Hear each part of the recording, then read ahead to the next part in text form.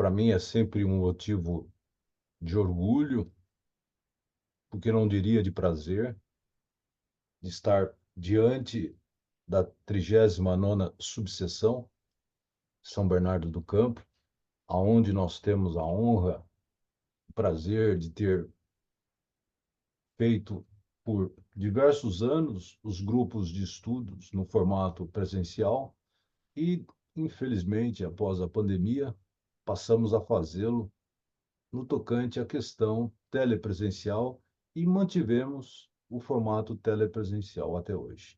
Ok? Fizemos muitas palestras sobre vários temas, não só de direito material, como direito processual. E para mim, em especial, é muito importante o contato com a advocacia. Eu costumo dizer que, a partir do momento em que me lembro, isso já faz quase 30 anos, eu comecei a dar cursos na 30ª subseção de Santo André, quando a casa do advogado era lá na Rua Laura.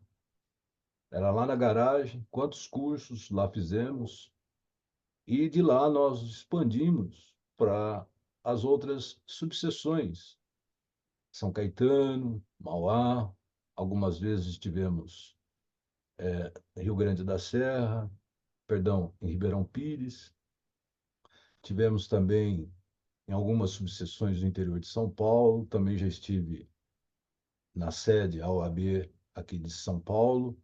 Então, para mim, é sempre um prazer. O intercâmbio, a troca de informações, a troca de experiências é sempre importante para mim.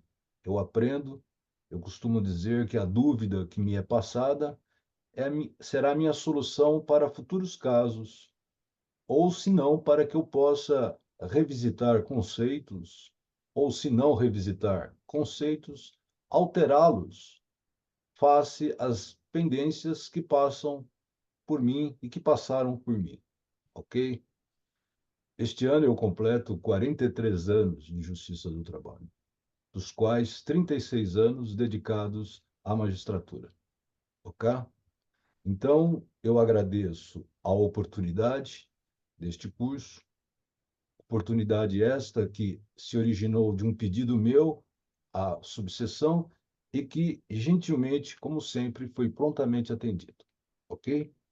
Pois bem, a matéria de honorários do advogado é uma matéria interessante, é uma matéria que nos traz algumas perplexidades e que não é um tema novo, mas também não é um tema velho. É um tema que passou a ter uma dimensão maior no processo do trabalho com a reforma trabalhista, com a Lei 13.467 de 2017, que passou a ter vigência a partir do dia 11 de novembro de 2017. Pois bem, antes da reforma trabalhista, os honorários advocatícios na Justiça do Trabalho eram a exceção. E estou falando dos honorários sucumbenciais. Não havia previsão legal no corpo da CLT de que poderia haver a possibilidade de se condenar o vencido a pagar honorários advocatícios ao vencedor. Não havia esta previsão legal. O que nós tínhamos, basicamente, súmula do TST, que, se não me falha a memória, são tantas súmulas que nós, de uma certa maneira, acabamos nos confundindo com o tempo. Mas era a súmula 219, que regulava o cabimento dos honorários advocatícios. Esta súmula, ela não está revogada pelo TST, ok? Então, nós temos a súmula 219 antes da reforma e que continua, pelo menos, não foi revogada pelo TST, pós-reforma. Os honorários que eram cabíveis no processo do trabalho, antes da reforma, por exceção, eram os honorários que nós poderíamos dizer decorrentes da assistência judiciária, que só poderia ser prestada pela entidade sindical representativa da categoria econômica para o trabalhador que ganhasse até 2 salários mínimos ou para o trabalhador que juntasse a declaração de pobreza na forma da antiga lei 10.050 de 50, na forma da lei 7.115 de 83, e que faria jus a se pagar honorários advocatícios para a entidade sindical. Então, essa era a única previsão legal de honorários. Então, honorários devidos à entidade sindical, no máximo do percentual de 15%, para o trabalhador que ganhasse até 2 salários mínimos ou que juntasse a declaração de pobreza, Lei 7.115. Com a reforma, estes honorários estão previstos no corpo do artigo 791-A da CLT. Mas, outrora, estes honorários eram da entidade sindical. Prova disso é que, se nós fôssemos a Lei 5.584, de 1970, Lei 5.584, de 1970, havia ali o artigo 16, que previa exatamente que os honorários eram da entidade sindical. Este dispositivo foi revogado. Então, hoje, nós temos honorários sucumbenciais. Honorários estes que fazem parte da condenação trabalhista e que, pelo CPC e pela própria CLT, é da legitimidade do advogado, seja do reclamante, seja da reclamada. No fundo, o 791-A trata dos honorários sucumbenciais. Mas, se nós formos ao artigo 22 da Lei 8.906 de 94, lá há 3 espécies de honorários: os honorários convencionados, os honorários sucumbenciais e os honorários, poderíamos dizer, arbitrados pelo magistrado. Boa parte da aula estará circunscrita aos honorários sucumbenciais, cuja legitimação é do advogado. Mas eu não poderia deixar de fazer um pequeno desdobramento dos honorários, que poderíamos dizer os convencionados. Esses honorários são honorários que decorrem de um contrato, escrito ou não, entre o cliente, entre o autor, entre o réu e seu advogado, ou a sua advogada. Estes honorários são próprios de um ajuste formal ou de um ajuste verbal, de um contrato de prestação de serviços. O que vale é o que está convencionado pelas partes. No tocante a estes honorários, o que se pode dizer? A Justiça do Trabalho é competente?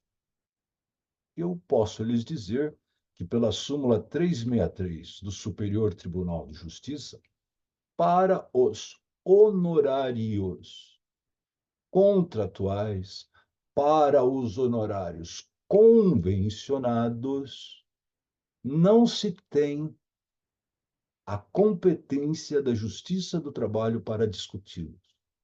Não há essa discussão, porque a Justiça do Trabalho é incompetente. Não há uma relação de trabalho entre advogado e seu cliente. Às vezes, fazendo um pequeno parênteses nessa discussão e dando um realce prático à minha argumentação e à presença de todos nós. Tais honorários, às vezes, passam pelas agrulhas do relacionamento da parte com seu advogado.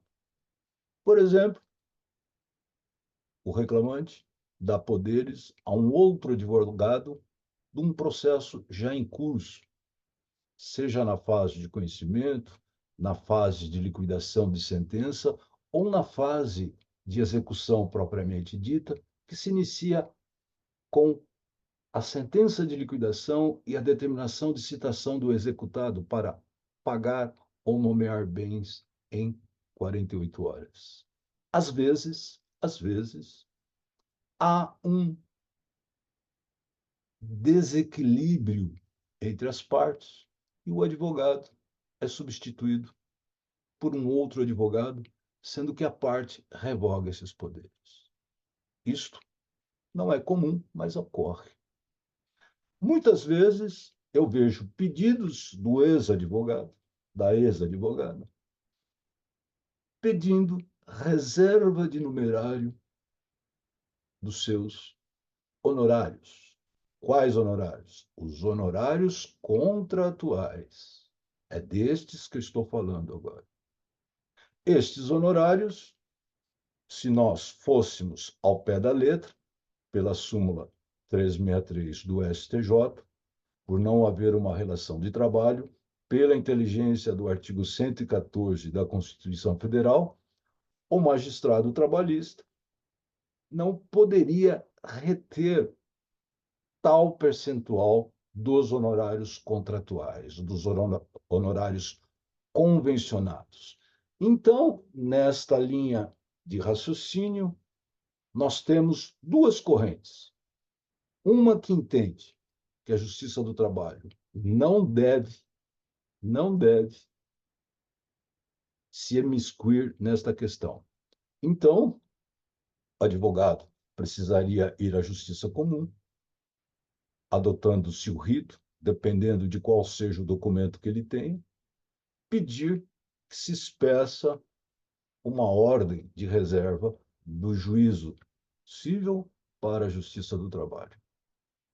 Diante de uma determinação deste naipe, obviamente o juiz do trabalho será obrigado a respeitar a decisão da Justiça Comum.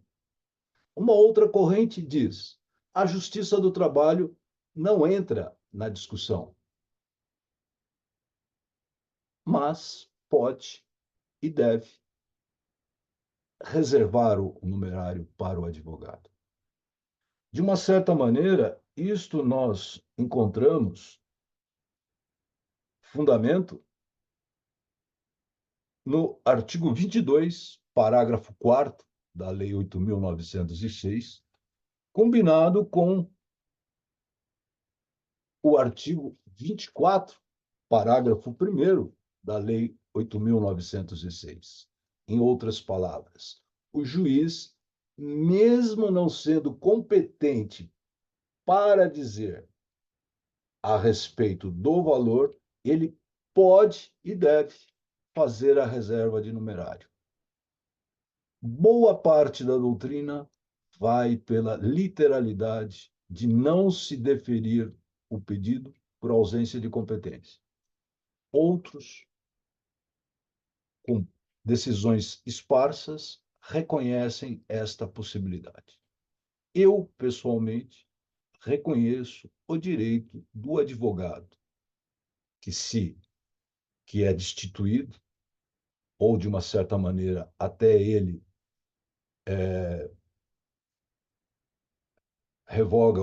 ele renuncia aos poderes que lhes foram conferidos, mas ele tem o direito de pedir esta reserva.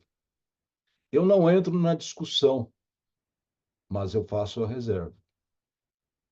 Ao menos para não liberar o valor, porque geralmente estes problemas ocorrem quando o dinheiro está no processo.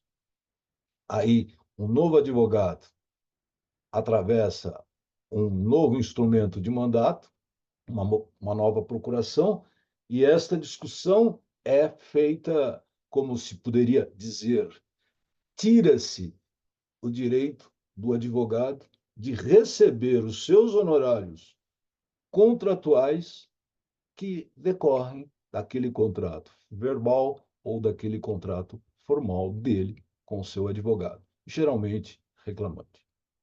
Infelizmente, eu vi na minha magistratura de primeiro grau algumas alternativas de alguns profissionais não muito éticos, com todo respeito à classe dos advogados, fazendo este tipo de papel, prejudicando a percepção dos honorários contratuais.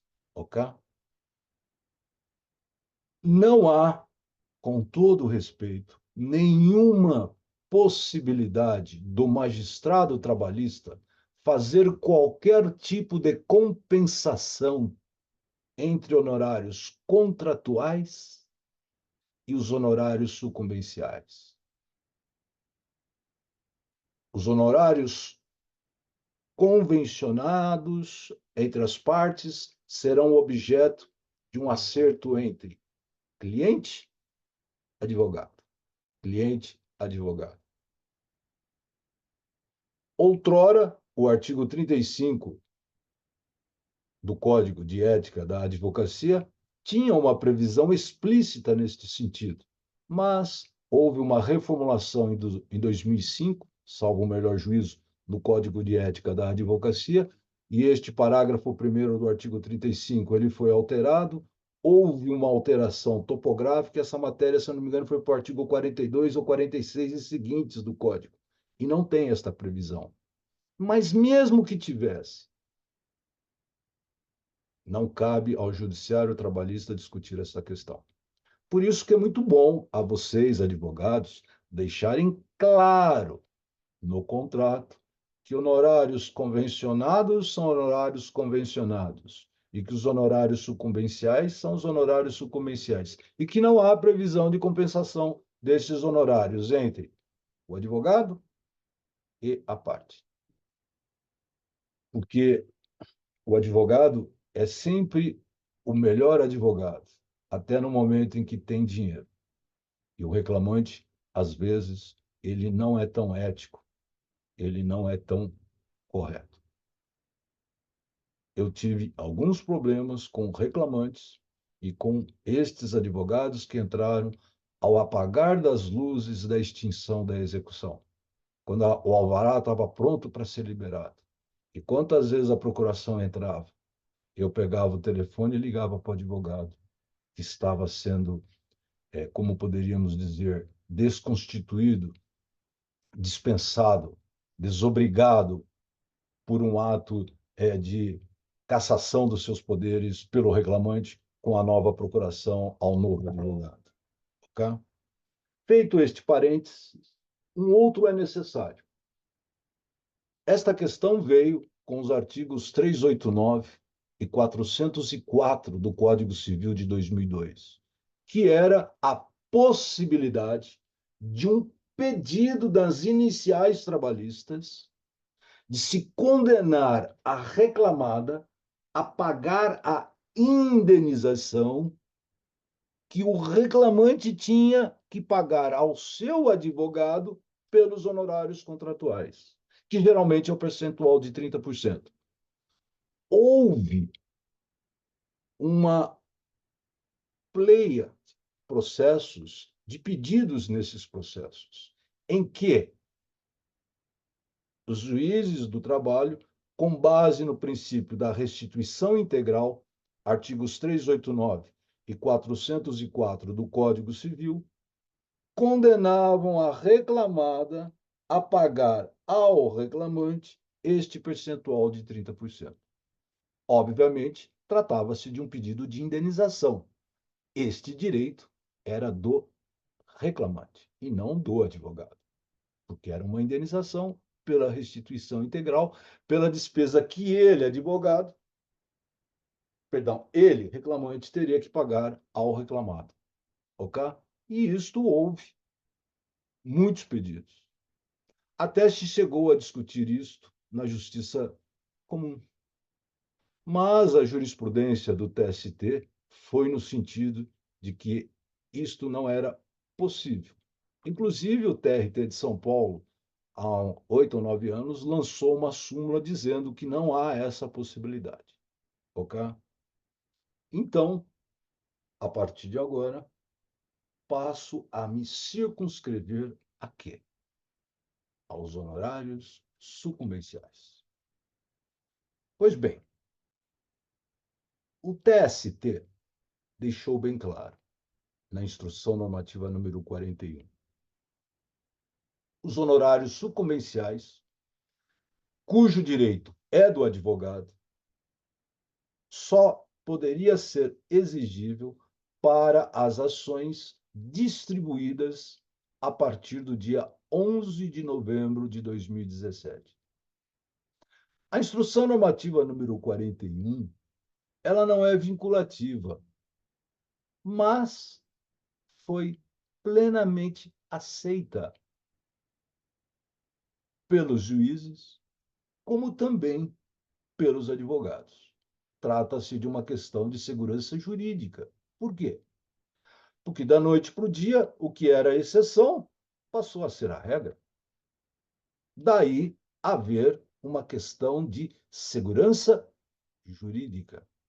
Foi o principal princípio que o TST fez para dizer que os honorários sucumbenciais seriam devidos para as demandas ajuizadas após o advento da reforma, logo para as demandas ajuizadas a partir do dia 11 de novembro de 2017 em diante. Eu comungo desta posição e não vejo muita discrepância quanto a esta matéria. Uma outra questão interessante é a dualidade, causalidade barra sucumbência. Toda a evolução histórica dos honorários advocatícios, desde o CPC de 39, CPC de 73, CPC de 2015, trouxe o equilíbrio ou não entre a causalidade e a sucumbência. Para alguns, a causalidade é ampla e dentro da causalidade eu coloco a sucumbência. Para outros, a sucumbência está ao lado da causalidade. São questões doutrinárias, são questões da academia. Elas não são muito válidas para o âmago e para o objetivo da nossa presença. Não são, muito pelo contrário. Então, nesse particular, surge uma questão. E qual a questão? Prevalece a sucumbência? Prevalece a causalidade? Eu prefiro identificar a sucumbência no CPC e identificar a causalidade no CPC, para que eu possa vir para o 791A, que trata dos honorários sucumbenciais no processo do trabalho. Então, se nós visualizarmos o artigo 85 do Código de Processo Civil, trata no seu caput dos honorários sucumbenciais. É aqueles em que o vencido fica condenado a pagar ao advogado do vencedor um determinado percentual de honorários que varia entre o mínimo de 10% e o máximo de 20% lá no processo civil. Então, o artigo 85, na sua quase total normatização, porque são vários parágrafos, são da hipótese da sucumbência. Então, quando se fala em sucumbência, não se fala no dolo, não se fala na culpa, mas se fala exatamente em quê? No resultado da demanda. E outrora havia muita discussão se a sucumbência estava dentro da causalidade. Por quê?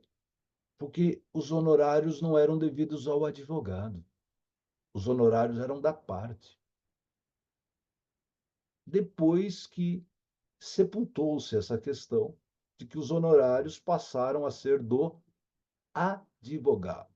Quais honorários? Os honorários sucumbenciais. Então, de uma certa maneira, quando houve esta alteração legislativa, mudou-se um pouco a posição de qual princípio prevalece na fixação dos honorários. Mas eu posso dizer que a regra hoje é da sucumbência. E eu também posso dizer, no processo do trabalho, que a regra é da sucumbência. Contudo, mesmo a regra sendo da sucumbência, não elide a aplicação da causalidade. No processo civil, por exemplo, hipóteses de causalidade. Artigo 10, artigo 85, parágrafo 10 do CPC. Abro aspas. Nos casos de perda do objeto, os honorários serão devidos por quem deu causa ao processo. Quem deu causa ao processo. Não tem nada a ver com o resultado prático. Esta é uma hipótese pura e simples de causalidade. É quem deu causa ao processo. Quem deu causa à perda do objeto. Para alguns outros autores, o princípio da causalidade também estaria presente em algumas hipóteses do artigo 90 do CPC, como, por exemplo, na desistência. Veio a ocorrer a desistência por parte do autor. Ele que deu causa à desistência. Não se analisa o mérito da questão. Logo, logo, logo, ele é o responsável pelo pagamento dos honorários ao advogado da parte contrária. Uma outra hipótese seria aquelas situações de extinção da demanda sem resolução de mérito previstas no artigo 485 do CPC. São hipóteses de causalidade. Então, hoje,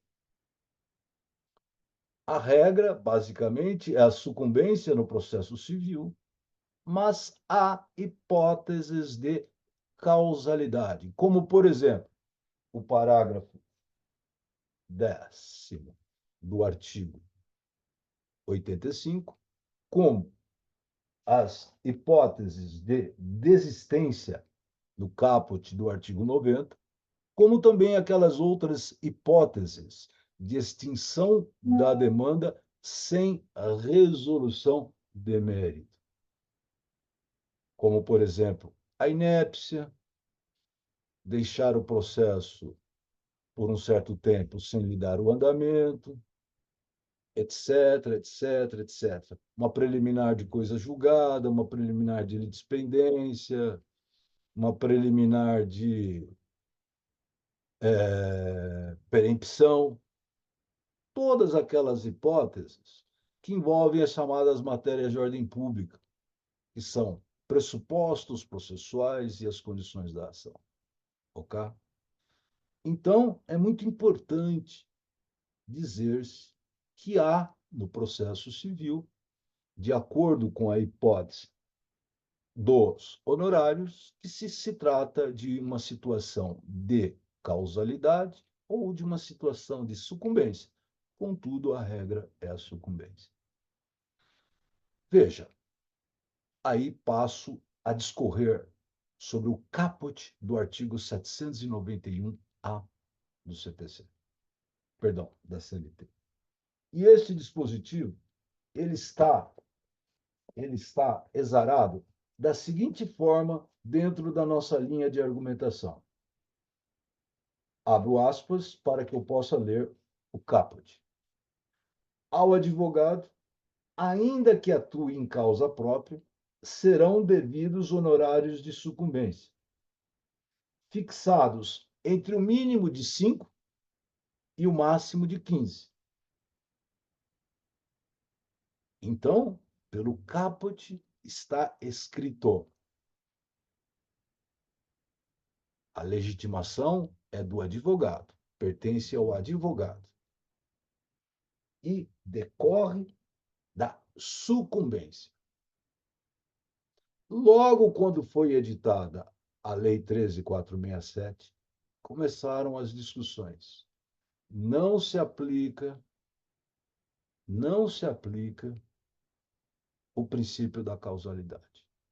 Logo, só haveria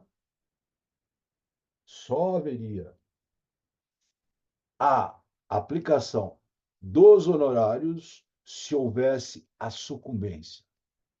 E foi-se mais além, restringindo o campo de incidência do 791-A. Só para as hipóteses de sucumbência havendo improcedência ou procedência em parte. Fora destas hipóteses, numa visão restritiva. Por que restritivo? No primeiro naipe, não há possibilidade da causalidade, só da sucumbência. E, dentro da hipótese da sucumbência, só em havendo a improcedência, a procedência parcial ou a total procedência. Vale dizer, só se houvesse o mérito propriamente dito. Então, é uma situação que nós poderíamos assim dizer. Não haveria condenação, por exemplo, nas hipóteses de extinção sem resolução de mérito.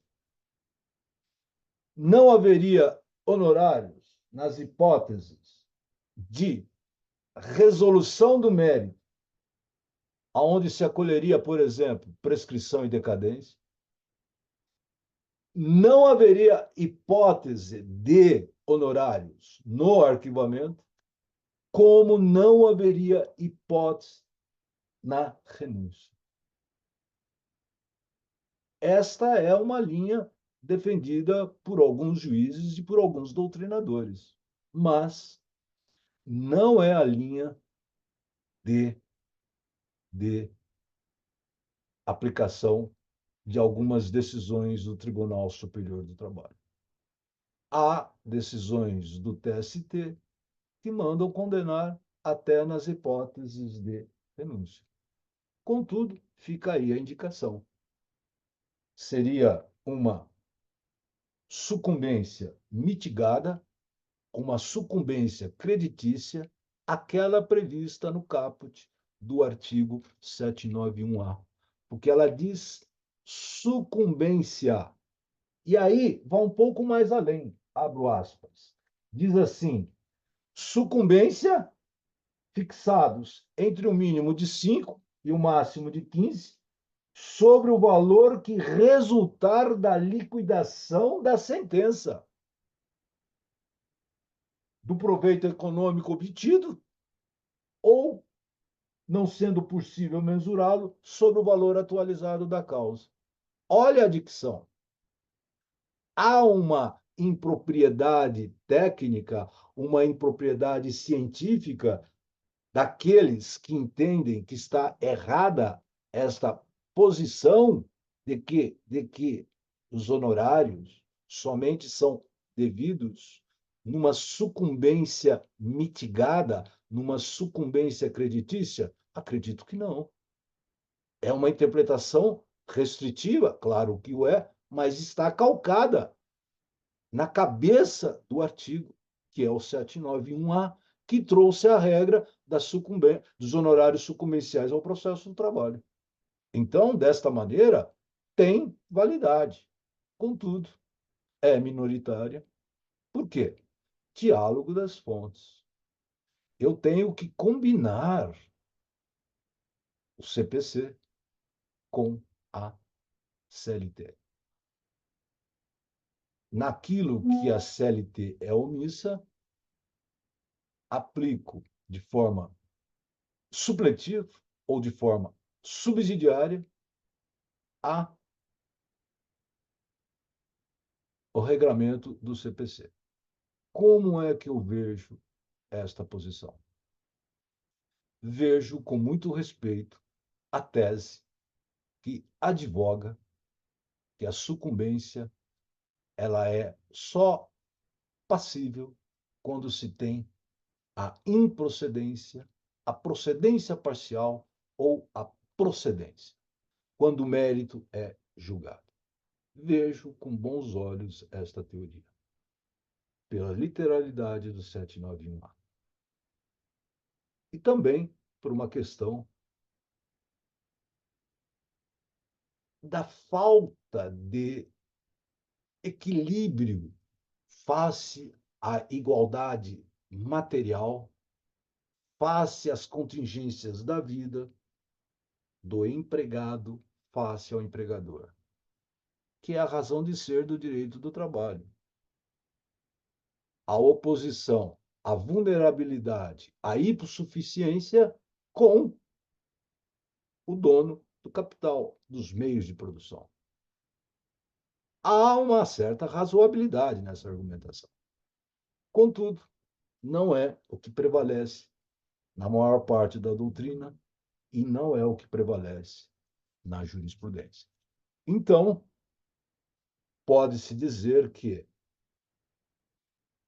havendo uma decisão com ou sem análise do mérito, nas hipóteses de sem resolução e com resolução, haveria a imposição dos honorários advocatícios. Ok? Para outros, numa visão restritiva, não.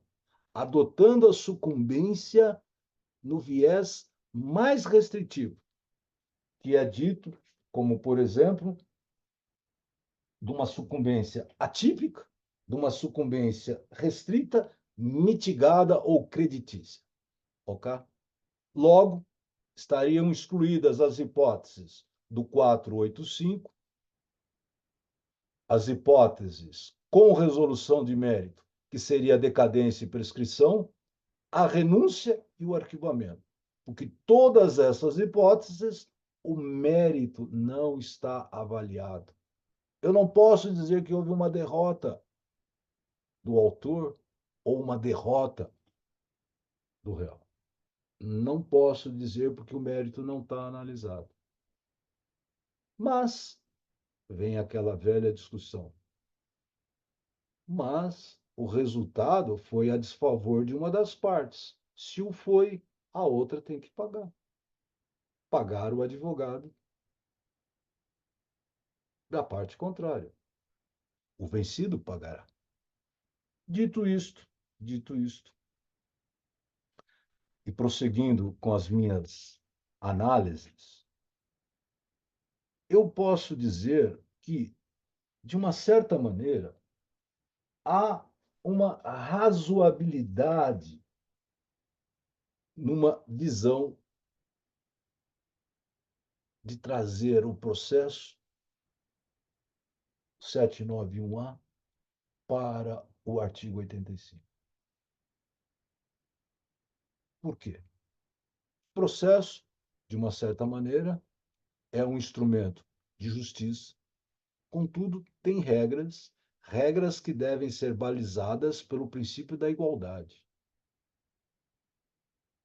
Regras que devem ser balizadas por uma visão sistêmica da teoria geral do processo. Logo, haveria sim a presença da causalidade na fixação dos honorários advocatícios. Por mais louvável que seja os que defendem a literalidade do caput do 791. Então, surge a primeira questão. Qual é a base de cálculo dos honorários? 5 a 15. A base de cálculo é o que resultar da liquidação da sentença, ou o que resultar caso não haja possível se ter uma liquidação do proveito econômico. E se não houver a possibilidade de se quantificar o proveito econômico sobre o valor da causa. Estas são as três bases de cálculo dos honorários. E, de uma certa maneira, há uma ordem de preferência entre elas. Primeiro, o valor do que será apurado em liquidação de sentença. Isto geralmente serve para os honorários advocatícios devidos ao patrono do reclamante. O que vai ser apurado em liquidação de sentença, se isso não for possível, sobre o proveito econômico. É quase impossível pensar-se que estas duas hipóteses não possam vir a ocorrer. Mas se elas não virem, se elas não forem possíveis, de acordo com as peculiaridades da condenação, uma tutela declaratória, por exemplo, uma tutela de obrigação de fazer, vamos imaginar sobre o valor da causa. Um percentual de no mínimo 5, um percentual máximo de 10. Percentual este que é observado sobre 4 critérios ou 4 parâmetros normativos.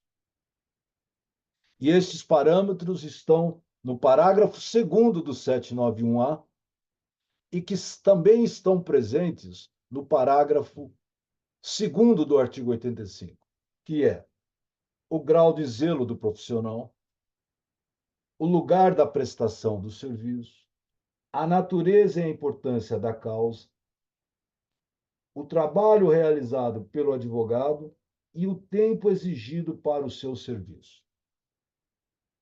Estes critérios, com todo o respeito, devem estar expostos no tópico da sentença ou no tópico do acórdão que falam sobre a questão.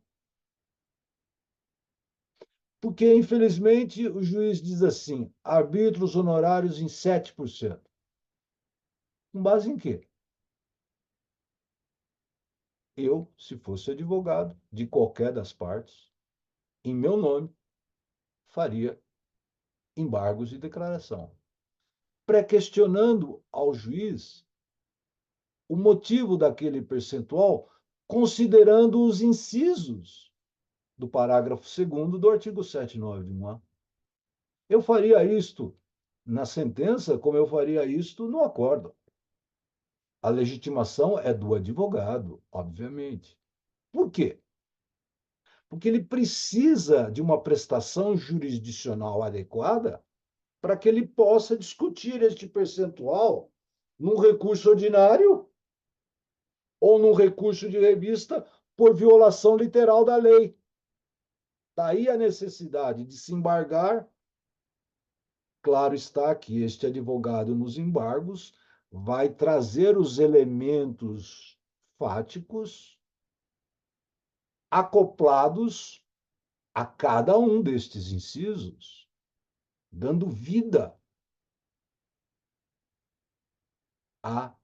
ao conceito normativo. Dando vida, porque isso é importante. Porque se não houver este esclarecimento na sentença, é embargos de declaração, como poderíamos dizer, para complemento da prestação jurisdicional. Porque o arbítrio em 7%, com base em quê? Ah, processo é simples? Tá, processo é simples por isso. Processo é complicado? Por isso.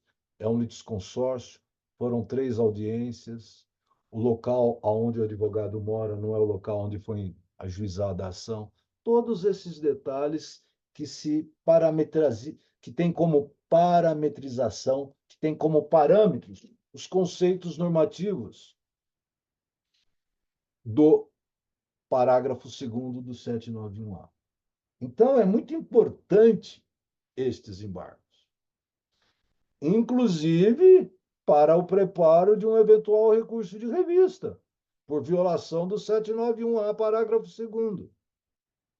Isso é muito importante. Tem juiz que está fixando em 5%. Tem juiz que diz assim: o reclamante é beneficiário da justiça gratuita e, pela igualdade, não aplico para a reclamada. Tem uma juíza aqui de Santo André que aplica assim. É uma posição. Eu discordo completamente dessa posição. Mas tem adotado esse posicionamento.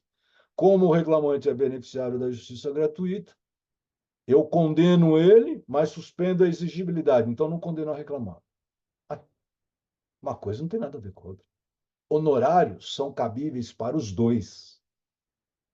Claro que pode haver a suspensão da exigibilidade, coisa que nós vamos tratar daqui a pouco. Ok?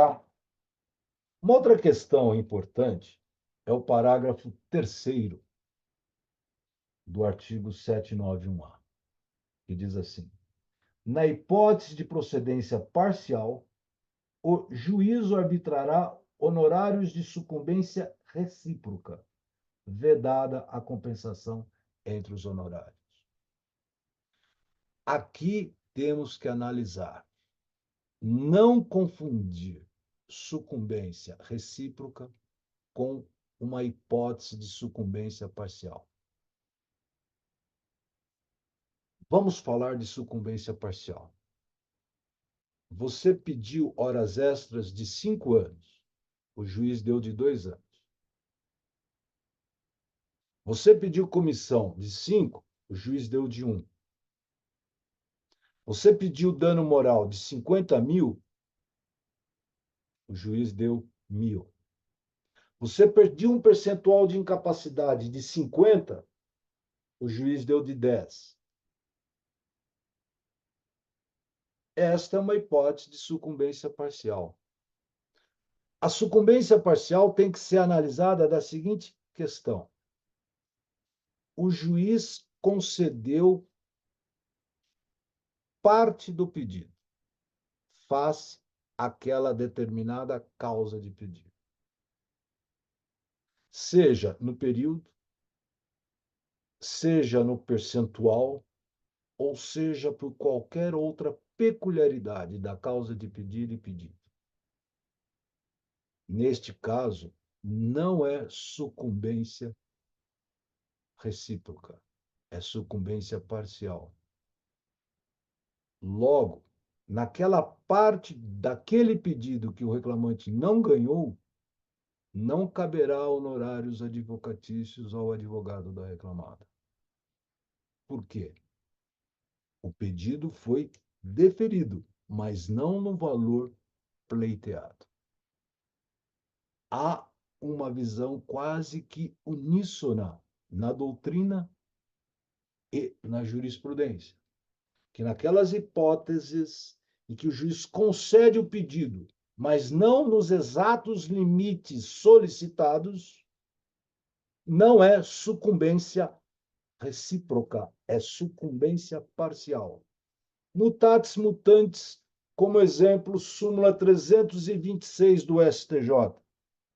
Eu concedo honorários, perdão, eu concedo o dano moral que era requerido de 50, mas eu dou 10 mil. Não vou mandar o reclamante pagar honorários sobre os 10 mil, sobre os 40 mil. Quem pagará honorários só é a reclamada sobre os 10 mil. Tá ok? Muito importante esse questionamento. Muito importante. Para evitar situações de injustiça para com o advogado. Perdão, para com o reclamante. Então, o que seria sucumbência recíproca? Vamos. Uma parte dos pedidos foi acolhido, no todo ou em parte cada pedido, e outra parte foi totalmente rejeitada.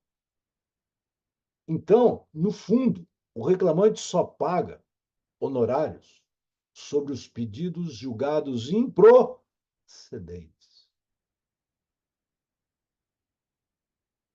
Esta é a hipótese de sucumbência recíproca.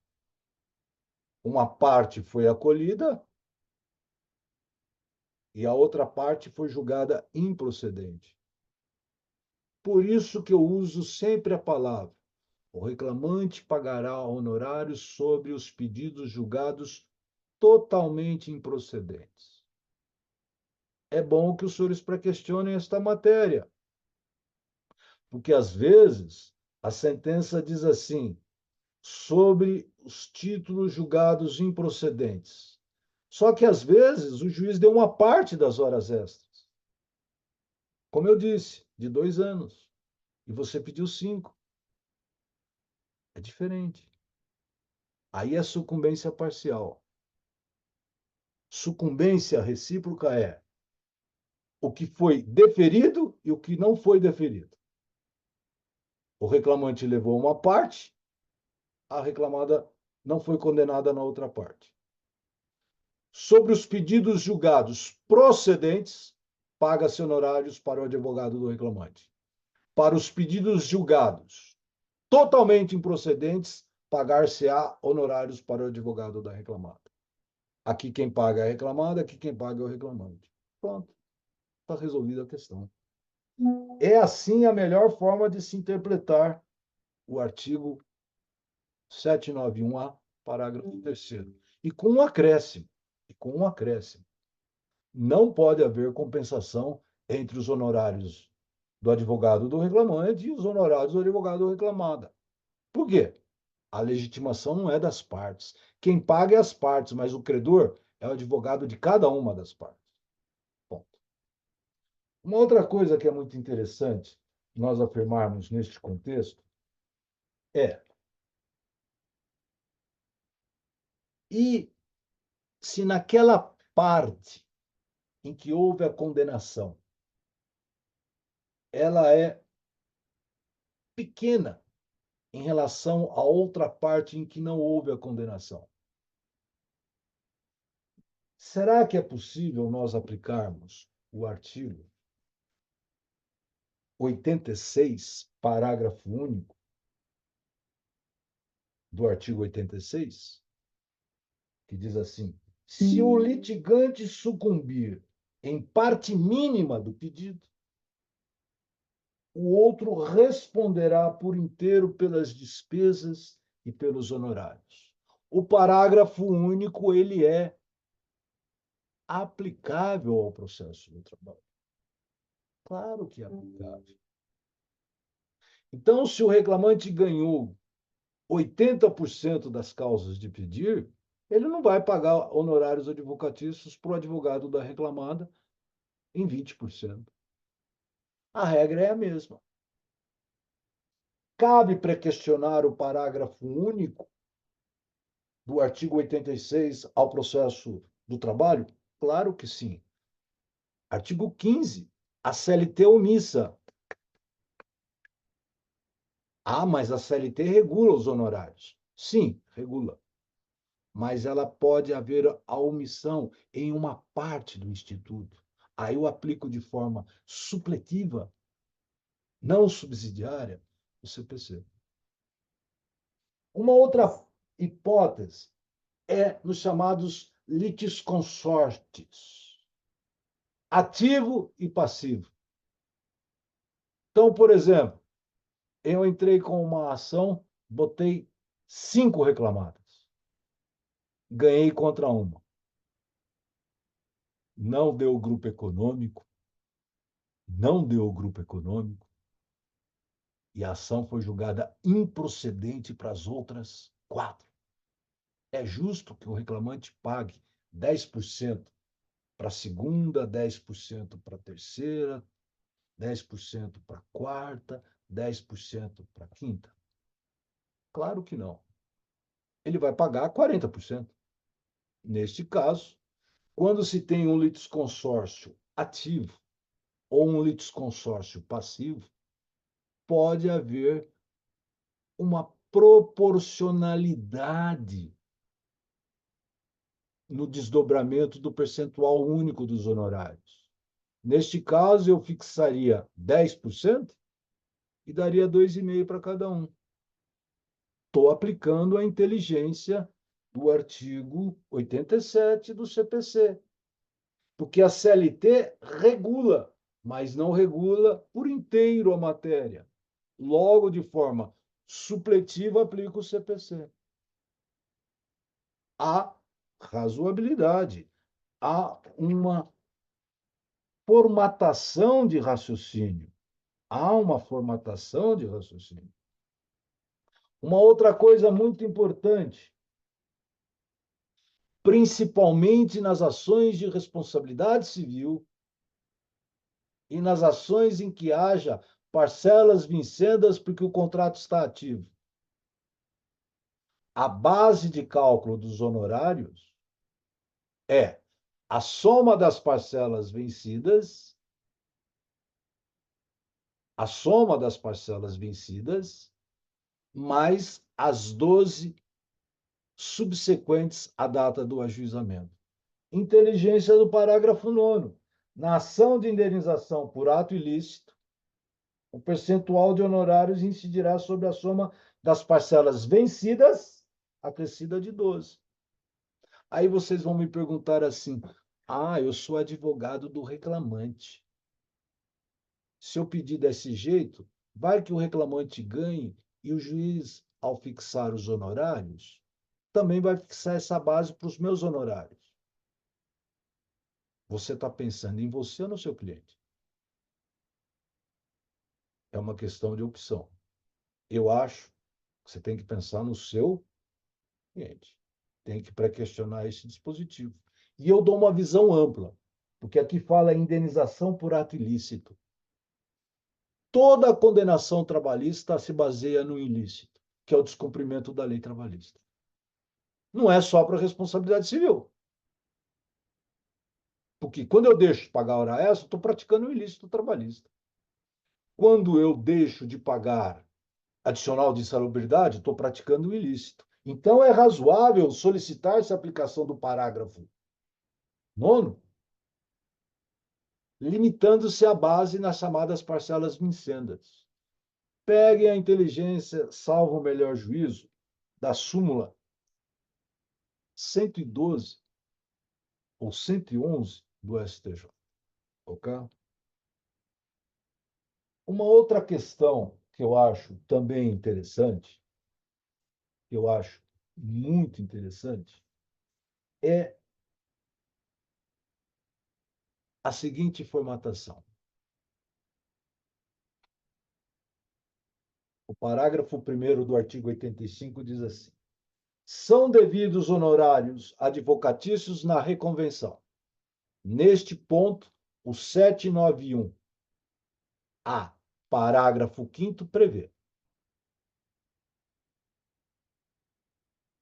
Como também, voltando ao CPC, cumprimento de sentença provisória ou definitiva, na execução, resistida ou não, e nos recursos interpostos, de forma cumulativa.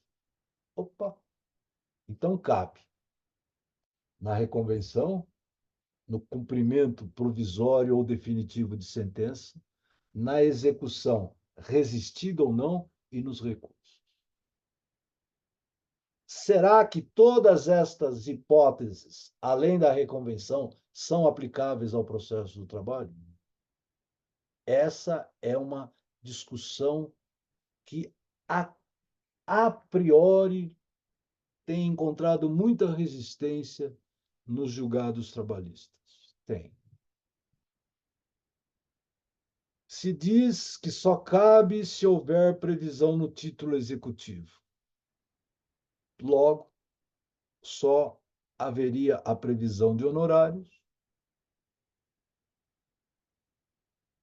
nos processos que se iniciam na fase de conhecimento, não é? E que se desdobram em uma condenação, em um título executivo. Aí seria a única hipótese de honorários, além da possibilidade de uma reconvenção na ação de conhecimento. É assim que se tem aplicado o 791A. Não tem sido aplicável o parágrafo 1º do artigo 85. Então, não cabe honorários, embargos de terceiro, não cabe honorários em agravo de petição, não cabe honorários em, em impugnação à sentença de liquidação, não cabe honorários na fase de liquidação. Há uma visão restritiva. Há uma visão restritiva. Esta visão restritiva está correta ou não? Tudo depende do viés que se adote. Eu, particularmente, entendo que, quando se está diante de embargos protelatórios, de agravos protelatórios, o juiz trabalhista deve aplicar o parágrafo 1º do artigo 85, aplicando de forma supletiva ao comando do 791A. Ok? Esta é uma ideia, esta é uma posição. Na turma, eu sou vencido por uma questão de respeito ao colegiado, e para não deslocar a relatoria, nós, de uma certa maneira, nos curvamos ao entendimento dominante. Mas é uma tese para os senhores pensarem, para os senhores requererem, como advogados do reclamante e como advogados da reclamada. Os senhores têm que requerer isso. É obrigação dos senhores. Quem faz jurisprudência são os senhores, não sou eu. Eu declaro a melhor tese, quando ela me convence, quando ela me seduz, obviamente. Ok? Uma outra coisa muito interessante é o parágrafo 4º do artigo 791A. É um parágrafo, talvez o mais odiado pelos reclamantes, mas que a decisão do STF, na ação direta de inconstitucionalidade 5766, deixou claro. Por quê? Foi retirado do texto do parágrafo 4º a seguinte expressão: ainda que em outro processo, créditos capazes de suportar a despesa. Esta parte foi escoimada do parágrafo 4º do 791. Por que foi escoimada? Porque foi importante que se fizesse isto. Por que foi importante? Porque havia uma tendência de se dizer o seguinte: basta que o reclamante tenha crédito a receber, que, mesmo sendo beneficiário da justiça gratuita, seria condenado sem a suspensão da exigibilidade. Isso é uma punição. Isso era negar vigência ao princípio da assistência judiciária. Isto era negar a assistência jurídica integral.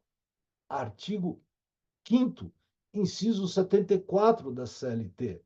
O princípio da assistência judiciária, artigo 98 e seguintes do CPC. era negar o acesso ao judiciário. Em boa hora, este excesso legislativo, punitivo, vingativo, foi retirado do texto da CLT. Daí a importância do STF. Nessa parte, o STF deu bola dentro na Justiça do Trabalho, porque ultimamente o STF só tem dado bola fora com valorização da pejotização, da terceirização.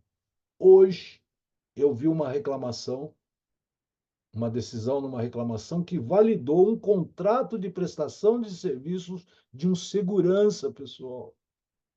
Não estou falando de um engenheiro, de um advogado, estou falando de um segurança. O tamanho, o exagero que tem sido dado a esse primado da autonomia individual de vontade versus o princípio da primazia da realidade. Mas, voltando à vaca fria, voltando ao tema da palestra, é importante que os senhores digam e sintam. E, por favor, tem advogado que até hoje está dizendo assim: pela decisão do STF, não há mais honorários advocatícios para o beneficiário da justiça gratuita. Lê do engano. A justiça gratuita não isenta do pagamento. A justiça gratuita suspende a exigibilidade. Prova que o credor, no caso o advogado da parte contrária, tem um prazo de 2 anos a contar do trânsito em julgado para provar que deixou de haver para o reclamante o estado de necessidade. E aí nós entramos numa outra questão. Como é que eu provo o estado de necessidade? Para quem ganha até 40% do maior benefício pago pela Previdência Social, prevalece o 790, parágrafo 3º. Agora, para os que ganham acima, começa a cisânia. Parágrafo 4º do 790 da CLT. Aí tem juízes e doutrinadores que dizem não vale a declaração de pobreza. Tem outros que dizem a declaração de pobreza supre a demonstração da necessidade, como está prevista no parágrafo 4º do 790. Há uma cisânia. Eu sempre aceitei a declaração. Claro está que a declaração faz uma presunção iuris tantum. Cabe à parte provar, à parte contrária provar o alegado. Nessa linha de raciocínio, vale a declaração na forma do parágrafo 3º do artigo 99 do CPC, corroborado pelo item 1º da súmula 463 do TST.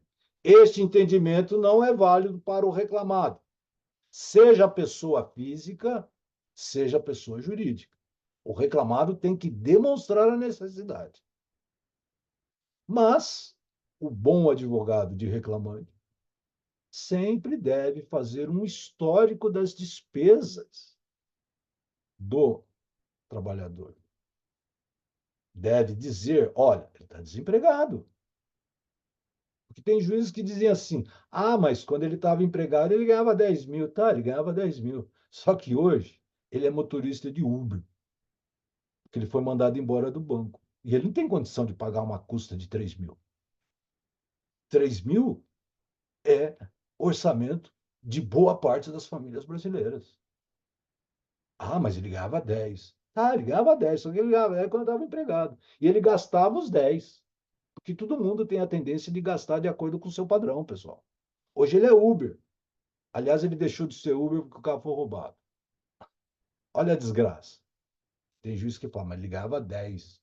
Devia ter feito uma poupança para entrar com o processo. Isso é um entendimento completamente fora dos parâmetros da razoabilidade. Por isso que é interessante o advogado de reclamante demonstrar essa necessidade. Tá ok?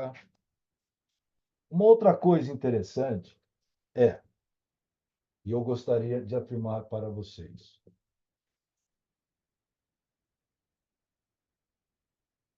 Parágrafo 12 do artigo 85.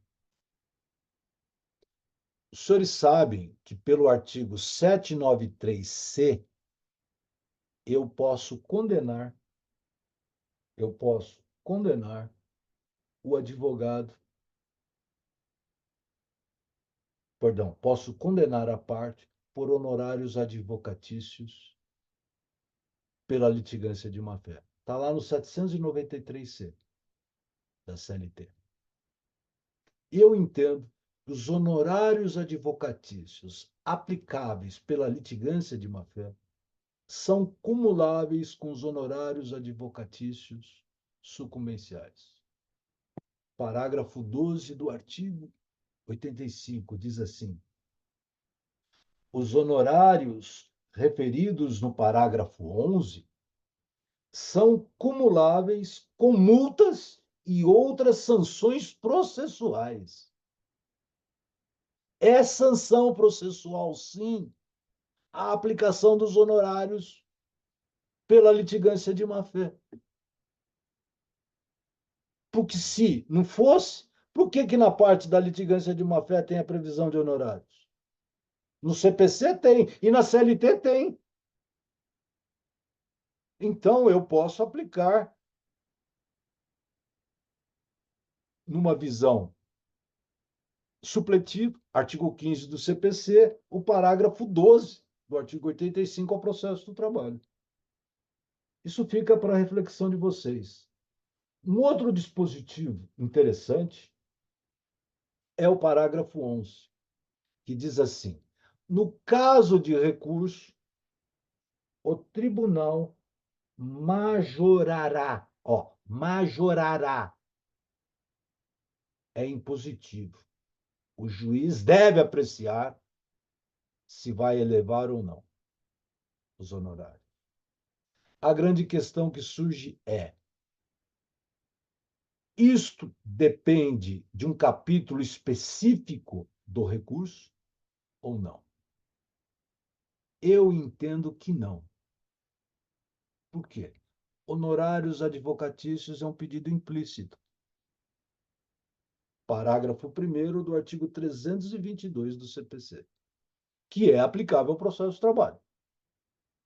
Como é um pedido implícito, se há recurso, eu vou balizar se eu vou majorar ou não, considerando os incisos do parágrafo 2º do 791-A, combinado com o parágrafo 2º do artigo 85.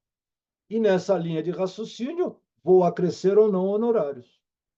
Limitado o percentual de 20 no processo civil, limitado o percentual de 15 no processo de trabalho.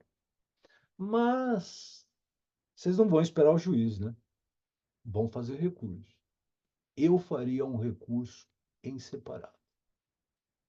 Faria um recurso no meu nome. Eu, advogado do Zezinho, reclamante, eu, advogado da Zezinha, reclamada. Porque a legitimação é dos senhores. A legitimação pertence ao advogado. Eu faço essa ponderação para vocês porque eu acho que elas são interessantes, ok? Agora, o Código de Processo Civil, no parágrafo 13, é explícito com relação aos honorários nos embargos. As verbas de sucumbência arbitrada em embargos à execução, rejeitados ou julgados improcedentes e em fase de cumprimento de sentença, serão acrescidos no valor do débito principal para todos os efeitos legais. Este parágrafo 13, ele está em complemento ao parágrafo 12. É uma matéria discutível no processo do trabalho. Ok? O parágrafo 14 do artigo 85 deixa claro que os honorários advocatícios é de cunho alimentar.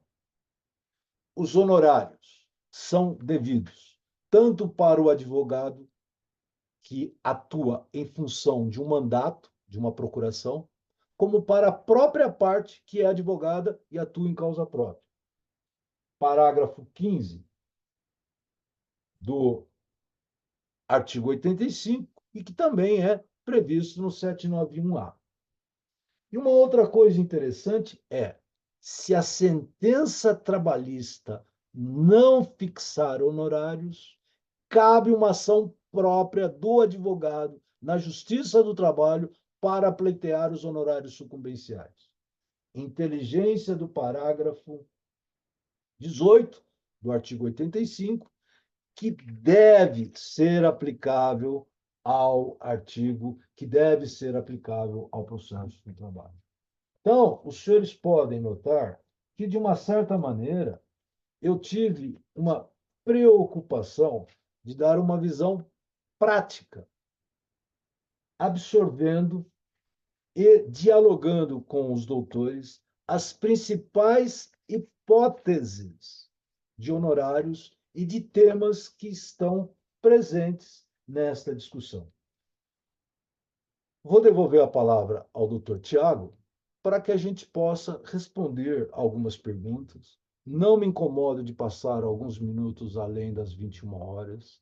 Quem quiser se desligar, não me sentirei ofendido, porque eu sei que cada um dos doutores e das doutoras tem os seus compromissos. O marido está esperando a mulher lavar a louça, a esposa está esperando o marido lavar a louça, e eu daqui a pouco vou lavar a louça da janta. Não adianta dar risada, porque é verdade. Tá bom? Antes de passar, em definitivo, a palavra ao doutor Tiago, eu gostaria de complementar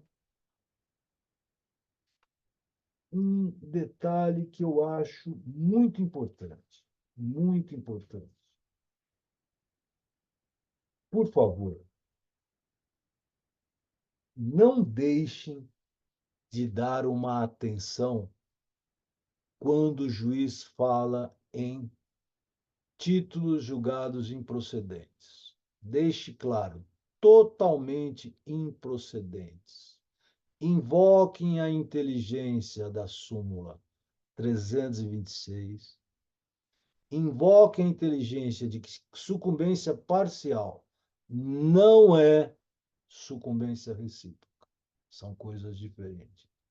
O reclamante só pagará sobre os títulos julgados totalmente improcedentes. Ok? E se for um caso de arquivamento, um caso de desistência, não é?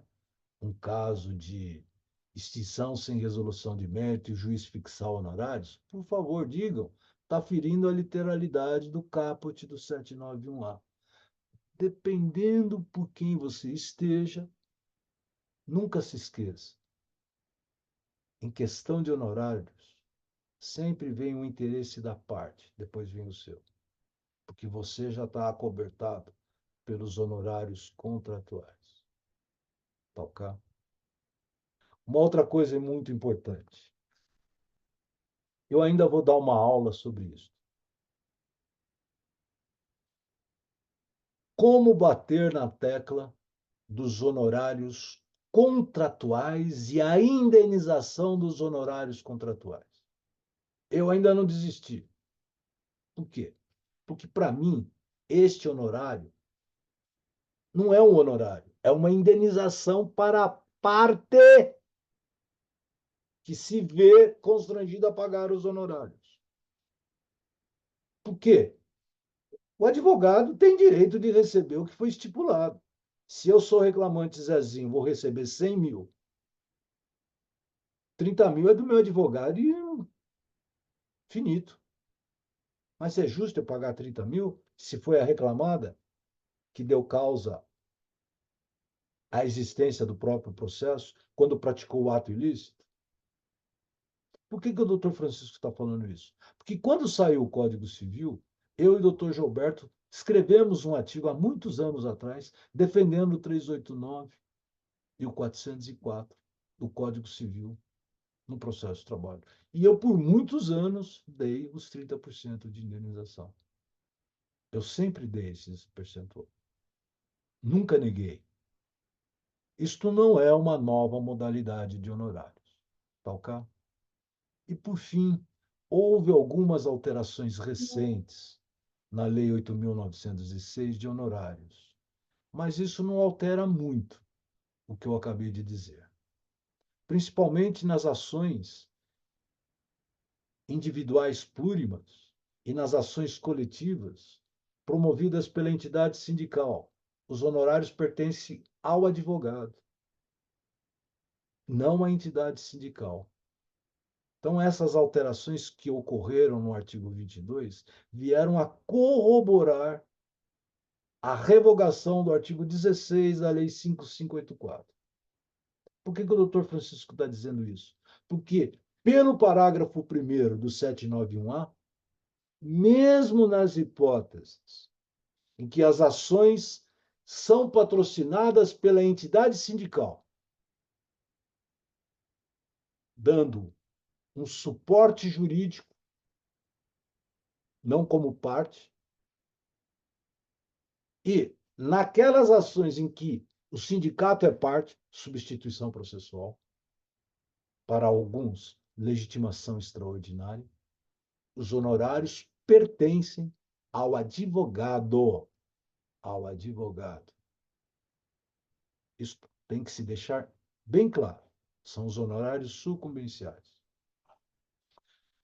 Há uma visão que surgiu com a Lei 8.906, que deixou bem claro no artigo 22. Os honorários são do advogado, entrando em confronto com o CPC de 73 da época. Mas o novo CPC, como vocês têm um lobby fortíssimo, né? De uma certa maneira, é de vocês. Tá ok? E o que é de César não é de mais ninguém. Tá ok? Obrigado pela paciência. Espero ter contribuído de uma certa maneira com uma revisitação de muitas ideias para os doutores e para as doutoras, mas eu um dia ainda vou voltar ao 389 e o 404. Eu ainda não desisti. Tá legal? Doutor Tiago, a palavra está com o doutor. Brilhante, mestre, brilhante. Muito, muito proveitosa mesmo. Nosso querido colega, nosso decano do nosso grupo de estudos aí, né? Doutor Romano, já levantou a mão, sinalizou ali que tem uma dúvida. Então, vamos abrir o microfone ao doutor Romano. E eu peço aos demais presentes que, se eventualmente tenham alguma dúvida, já levantem a mão, sinalizem ali com a mãozinha, levantar a mão ali, para que nós podemos encabeçar aqui e ir abrindo os microfones na ordem que o pessoal está fazendo, tá aparecendo aí, né, para poder fazer as perguntas. Muito bacana. Doutor Romano, o senhor está com a palavra. Obrigado, doutor Tiago. Doutor Francisco, boa noite. Boa noite, doutor. A questão é, qual o posicionamento no nosso tribunal com relação à majoração dos honorários no caso de recurso? O parágrafo 11º do artigo 85. Doutor Aparecido. Fica difícil eu lhe dar uma resposta, porque eu não acompanho muito a jurisprudência do meu tribunal. O que eu tenho acompanhado nos cursos que eu dou e nas aulas que eu dou é uma visão do TST. Essa matéria chega muito pouco ao TST. Poucos são os acordos.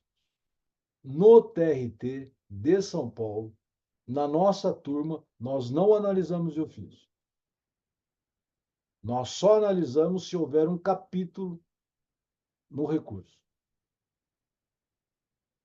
Há, uma, há um silêncio eloquente. Por isso que eu rogo aos doutores, façam valer o parágrafo 11 do artigo 85.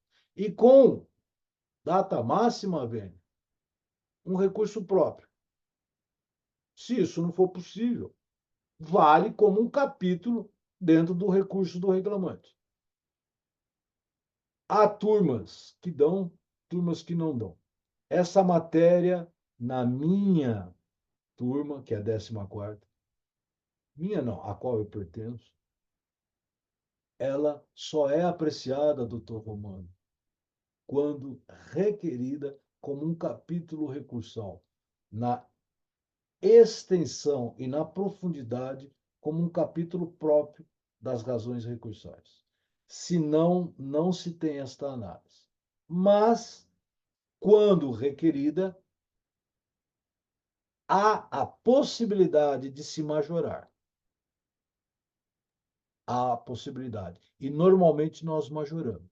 Porque o recurso é, sim, um trabalho a mais realizado pelo advogado. Principalmente se é um recurso bem elaborado, bem concatenado. E por que não falar das contrarrazões? E por que não falar das contrarrazões?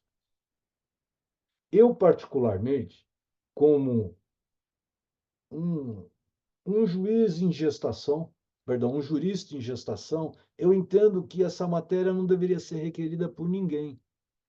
Deve ser apreciada de ofício pelo magistrado, considerando a dicção do verbo majorará, apreciará.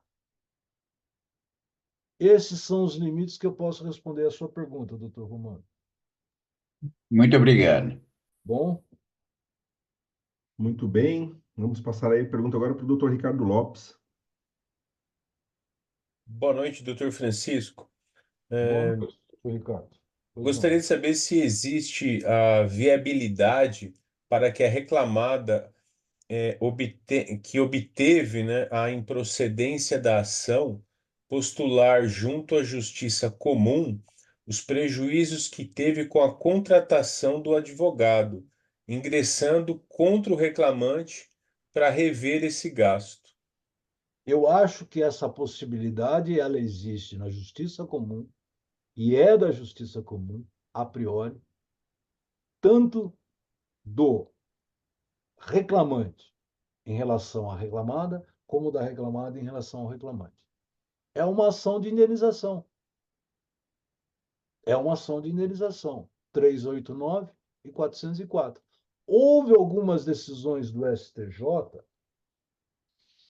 de pedidos que foram feitos na Justiça do Trabalho, isso não deu, e que houve uma decisão, uma ou duas decisões que já faz uns 10 anos que eu vi isso, do STJ condenando a pagar os 30%.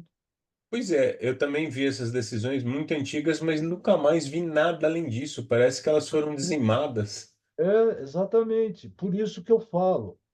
Por isso que eu falo. Quem é que faz jurisprudência? O Não vem dizer, advogado, não vem dizer que é juiz que nunca foi. O né? juiz pode até declarar, pode, mas quem cria a tese é o advogado. Sabe por quê? Jurisdição é inerte. Imagina se eu pudesse pegar os processos que eu quero. Eu seria um juiz venal. Por isso que existe a figura do juiz natural.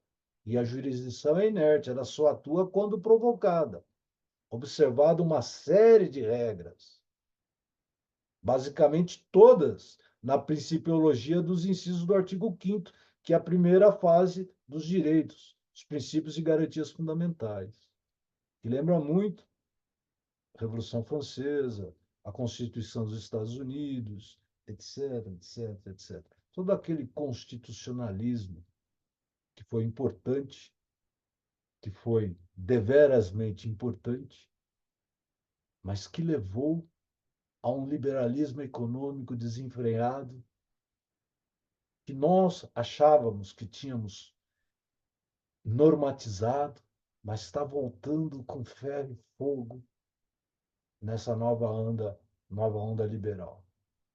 Hoje li um artigo falando do custo dos direitos, e principalmente dos direitos trabalhistas. É bom falar na academia, mas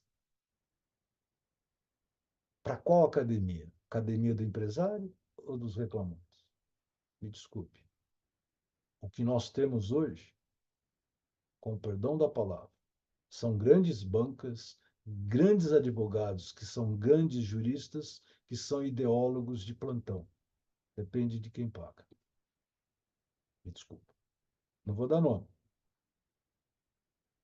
Eu nunca fui advogado, não tenho vocação para ser advogado, porque eu só pertenci e pertenço ao TRT2, mas tem essa visão. Mas a pergunta do senhor vale para os dois lados, doutor Ricardo Lopes. É uma ação de indenização. Artigo 186, combinado com o artigo 187 do Código Civil. Por que não? Sim, perfeito, muito obrigado. Então vamos fazer uma coisa? Anota aí. Doutora Karina, manda um e-mail para o doutor Ricardo Lopes. Levantar estas decisões da Justiça Comum. Manda para nós, doutor. Vamos recuperar essas decisões. Se eu não me engano, uma é da ministra do STJ, a doutora É, Nancy Andrighi. é Uma é dela mesmo. Sim. uma boa Mas- decisão. Então, mas depois daquela decisão, nunca mais aflorou nenhuma. Nunca mais. Parece que nasceu morta essa decisão. Nunca mais depende também do seu interesse em pesquisar, né? Pode ser que tenha. Então, o senhor vai fazer uma pesquisa para nós. Entra no site do STJ, faz Sim. essa pesquisa. Tá bom assim ou não? Não, tá perfeito. Eu agradeço, doutor. E a quem muito é dado, muito será exigido. Tá bom? Tá bom. Não se esqueça. Doutor Reinaldo, o senhor está com a palavra. Boa noite a todos, boa noite, doutor Francisco, boa noite, doutor Tiago. Boa noite, doutor Reinaldo. Boa noite. O doutor chegou a comentar agora na última pergunta com relação à majoração dos honorários ou novos honorários nas contrarrazões, né? Nas contrarrazões. Como que o doutor pensa? Eu também, nas contrarrazões, eu pediria em nome do advogado, ou nas contrarrazões eu vou abrir um tópico falando dessa majoração. Eu poderia fazer assim, doutor, se o senhor me permite. O recurso é um só, Isso. aí eu coloco na petição de encaminhamento. Zezinho, eu falo Zezinho no sentido, para não Sim, dizer, figurado. tá, Não. sentido figurado, pelo amor de Deus, hein? Pessoas que são suscetíveis a qualquer coisa. Então vamos falar do. Pode falar do Reinaldinho. Aí não, aí depois é o senhor que vai me botar ele no pau. Vamos falar do Francisco. Tá. Francisco, vai. Francisco postulando justa causa, horas extras, e o advogado do Francisco postulando a majoração. Então, eu colocaria na petição de encaminhamento os dois, e quando eu começar as razões e as contrarrazões, eu faço um tópico introdutório dizendo assim: o Francisco tem a legitimação para tais pedidos. Eu tenho a legitimação para tais pedidos. Ficou claro? Numa Não, peça só. ficou. Sim, Numa excelente, peça, excelente, uma peça só. excelente. É como se fosse mutatis mutandis. Mutatis mutandis, um litisconsórcio. O Tá, advogado entra como um interessado. entendi. Justificaria com base naquele artigo, no 996 do CPC, que trata do terceiro interessado. Tá, O advogado, de uma certa maneira, é um terceiro interessado. Por quê? Porque os honorários, como o ressarcimento das despesas, é uma consequência natural, secundária de qualquer título. Por isso que o advogado é um terceiro interessado. Tá tá bom? certo. É Muito uma obrigado ideia. pela atenção. É uma ideia. Doutor Tiago, o senhor está com a palavra? Acho que encerramos, né, mestre? Noite de Acredito hoje que sim. encerramos. Acredito que sim. Não sei se alguém tem mais alguma dúvida aí, caso alguém tenha, É um pode. prazer ter conversado com os doutores. É sempre bom a oportunidade de revisitar conceitos, de trocar informações. Faz parte do aprimoramento nosso. Eu costumo e digo, aliás, eu reitero, depois que eu passei a dar aula, isso lá desde 96, quase 30 anos, né? Eu melhorei muito na minha vida profissional. Passei a ser uma pessoa mais resiliente, mais comedida, menos juizite, menos magistrose e, de uma certa maneira, podendo trocar conhecimento, experiência é sempre bom, tá bom? Obrigado pela oportunidade. Fiquem com Deus, porque Deus não tem religião, Deus é Deus, tá bom? Um abraço no coração de cada um. E ademã que eu vou em frente. Obrigado, doutor Tiago, obrigado. Boa noite. Obrigada, professor. Excelente a palestra. Tchau. Boa noite. Obrigado, mestre. Obrigado Tchau, por boa noite. Boa noite, um abraço para vocês. Tchau, Boa tchau. noite.